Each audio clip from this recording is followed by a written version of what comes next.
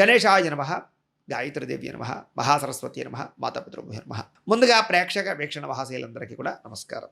అయితే 2వ తారీఖు ఆగస్టు 2026 నుండి 8వ తారీఖు ఆగస్టు 2026 వరకు కూడా ఈ వారం ద్వాదశ రాశుల వరకు కూడా ఎలా ఉండబోతుందో చూద్దాం. అయితే ఈ వారం గోచార గ్రహగతులు కనుక చూసుకున్నట్లయితే రవి కర్కాటక రాశిలో సంచారం చేస్తూ ఉంటాడు. కుజుడు ఈ వారం అంతా కూడా మిథున రాశిలో సంచారం చేస్తూ ఉంటాడు. బుధుడు ఈ వారం 5వ తారీఖు వరకు కూడా మిథున రాశిలో ఉండి తర్వాత కర్కాటకలోకి ప్రవేశం చేస్తున్నాడు. గురుడు ఈ వారం అంతా కూడా కర్కాటక రాశిలో సంచారం చేస్తున్నాడు.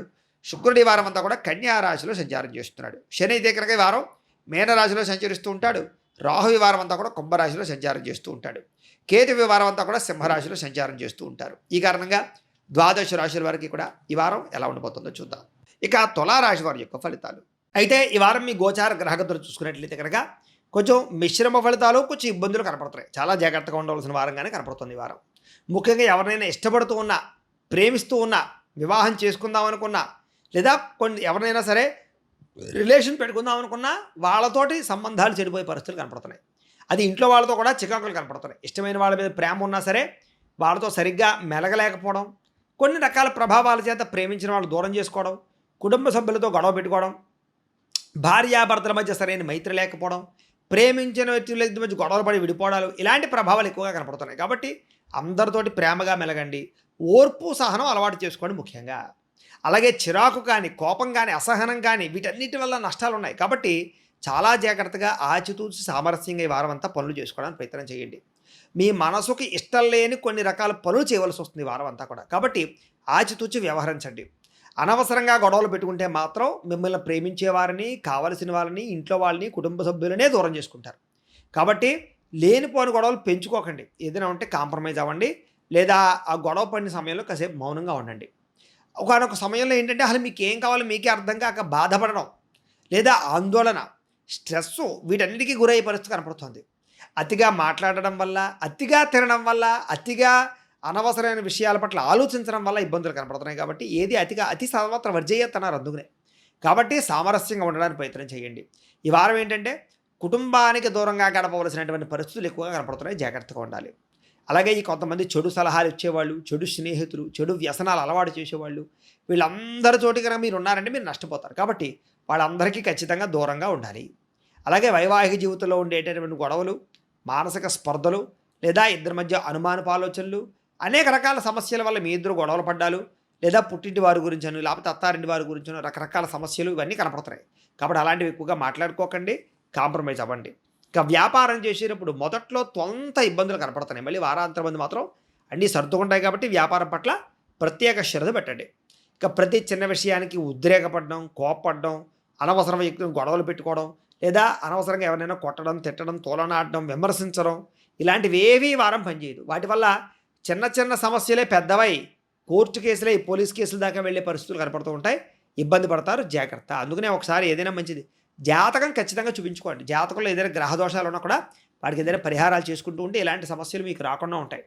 మాకు డేట్ ఆఫ్ బర్త్ అవి పంపిస్తే మేము జాతకం చూసి చెప్తాం, ఏదైనా చిన్న చిన్న సమస్యలను పరిహారాలు చేస్తాం. కాబట్టి జాతకం ఖచ్చితంగా చూపించుకోండి. కుటుంబంలో కలహాలు, మనస్పర్ధలు, అపార్థాలు ఇవి బాగా ఎక్కువగా పెరిగిపోతున్నాయి. కాబట్టి కుటుంబంలో జాగ్రత్తగా ఉండాలి. ముఖ్యంగా ఆస్తి వివాదాలు లాంటివి, కోర్టు వివాదాలు లాంటివి, లేదా ఏదైనా అన్నదమ్ముడు అక్కల మధ్యలో, అక్కతమ్ముళ్ళ మధ్య, అక్క చెల్లెల మధ్య సమస్యలు ఏమైనా ఉన్నా కూడా కొంచెం ఆచితూచి మాట్లాడుకోండి. ఇక సంపాదన కన్నా ఖర్చు అధికంగా కనపడుతుంది. అప్పుల బాధలు, రుణ బాధలు, అంటే కొత్తగా రుణాలు చేయవలసినటువంటి పరిస్థితులు కనపడుతున్నాయి. అలాగే వాహనాలు మార్చడం వల్ల కానీ, వాహనాలు కొనడం వల్ల కానీ అధిక ధన నష్టం కనపడుతుంది. అంటే తక్కువ ఖరీదు వాహనాలు ఎక్కువ ఖరీదు కొనుగోలు చేయడం లాంటివి. అలాగే ఉద్యోగస్తులకి మంచి మంచి అవకాశాలు చేజారే పరిస్థితి కనపడుతుంది. కాబట్టి చాలా జాగ్రత్తగా ఉద్యోగ కార్యాలయంలో వ్యవహరించాలి. ఇంకా విదేశీ ప్రయత్నాలు, ఉద్యోగం కోసం అవ్వచ్చు, చదువు కోసం అవ్వచ్చు, లేదా సరదాల కోసం అవ్వచ్చు, అవన్నీ కూడా పెద్దగా ఫలించేలా కనపడలేదు. కాబట్టి వాయిదా వేసుకోవడం మంచిది. వేసాలు రిజెక్ట్ అయ్యే అవకాశాలు కూడా కనపడుతున్నాయి. అలాగే అనుకున్నంత ఆదాయం లభించకపోవడము, కష్టానికి తగ్గ ప్రతిఫలం లేకపోవడము, ఎవరో మిమ్మల్ని సరిగ్గా గుర్తించలేకపోవడము, శ్రమకు తగ్గ ఫలితం లేకపోవడము, అనుకున్నంత కెరీర్ గ్రోత్ లేకపోవడము మిమ్మల్ని కొంచెం ఇబ్బందులకి, మానసిక అశాంతికి గురి చేస్తుంది ఈ వారం. తప్పుడు ప్రదేశాల్లో పెట్టినటువంటి పెట్టుబడులన్నీ కూడా మిమ్మల్ని కొత్తగా ఇబ్బందులకు గురి చేస్తాయి. కాబట్టి పెట్టుబడులు పెట్టేటప్పుడు జాగ్రత్త. అందులోనూ షేర్లో, ట్రేడింగ్లో డబ్బులు పెట్టేటప్పుడు ఇంకా జాగ్రత్త. జాతకాలు చూపించుకుని బలం ఉంటేనే పెట్టుకోవాలి. భరించలేనటువంటి ఖర్చులు పెరిగిపోతున్నాయి ఈ వారం అంతా కూడా. కాబట్టి ఇంట్లో వాళ్ళ గురించి అవ్వచ్చు, బయట వాళ్ళ గురించి అవ్వచ్చు, వాహనాల గురించి అవ్వచ్చు, లేకపోతే ఏదో ఈఎంఐలు, క్రెడిట్ కార్డులు, రకరకాలు గతంలో చేసినటువంటి ఖర్చులు ఇవన్నీ కూడా మీకు ఇబ్బంది పెట్టే అవకాశం ఈ వారం కనపడుతోంది. అంటే తప్పనిసరి పరిస్థితుల్లో అప్పు చేసైనా సరే కొన్ని రకాల పెట్టుబడులు పెట్టవలసిన పరిస్థితులు కనపడుతోంది. అలాగే నిరుద్యోగులకి ఎంత ప్రయత్నం చేసినా మీకు కావలసినటువంటి కంపెనీల్లో కానీ, మీకు కావలసిన స్కిల్స్ తగ్గ ఉద్యోగాలు కానీ వచ్చే అవకాశం కనపడలేదు. కాబట్టి ఆగి ఎదురు చూసి ప్రయత్నం చేయండి. జాతక పరిశీలన చేయించుకోండి. గురుబలము, రవి బలం ఉన్నాయో లేదా ఒకసారి చూసుకోండి. రాహుబలం, కుజబలం, శనిబలం కూడా ఉండాలి దానికి. ఇక ఉద్యోగస్తులకి అధికారులు మిమ్మల్ని బాగా ఇబ్బంది పెడతారు, నలుపుతారు, సమస్యలు ఎక్కువగా కనపడుతున్నాయి. అందరూ మిమ్మల్ని వాడుకుంటారు. కాబట్టి జాగ్రత్తగా ఓర్పుతో వ్యవహరించండి. వివాదాలు, కోర్టు సమస్యలు, తగాదాలు, పోలీస్ కేసులు, గొడవలు, సమస్యలు, ఆస్తి వివాదాలు ఇలాంటి వాటి వల్ల మనస్తాపము, సమస్యలు కనపడుతున్నాయి. కాబట్టి అలాంటివి వాయిదా వేసుకోవడం మంచిది. అలాగే శారీరక కోరికలు, వివాహేతర సంబంధాలు, ప్రేమ వ్యామోహాలు, అలాగే కొన్ని రకాల ఆహార లౌల్యం, బయట ఫుడ్ తినకూడదు అనుకుంటూనే తినడం, జంక్ ఫుడ్లు, ఆయిల్ ఫుడ్లు తినకూడదు అనుకుంటూనే తినడం, ఇలాంటి వాటి వల్ల ఇబ్బందులు, వ్యసనాల జోలికి వెళ్ళకూడదు అనుకుంటూ వ్యసనాల జోలికి వెళ్ళడం, వాటి వల్ల అనారోగ్య నష్టాలు లేదా ఆర్థిక ఇబ్బందులు కనపడుతున్నాయి. కాబట్టి చాలా జాగ్రత్తగా ఆహార లౌల్యాన్ని జాగ్రత్తగా మార్చుకోండి. వ్యాపారస్తులకి కష్టార్థంగా లాభం అయితే కనపట్టలేదు, స్వల్ప లాభాలే ఉన్నాయి. పరిశ్రమలు పెట్టాలనుకున్నా, కొత్త వ్యాపారం పెట్టాలనుకున్నా, పర్మిషన్లు వచ్చే విషయంలో కానీ, లోన్లు వచ్చే విషయంలో కానీ ఆలస్యాలు, జాప్యాలు జరిగే అవకాశాలు ఉన్నాయి.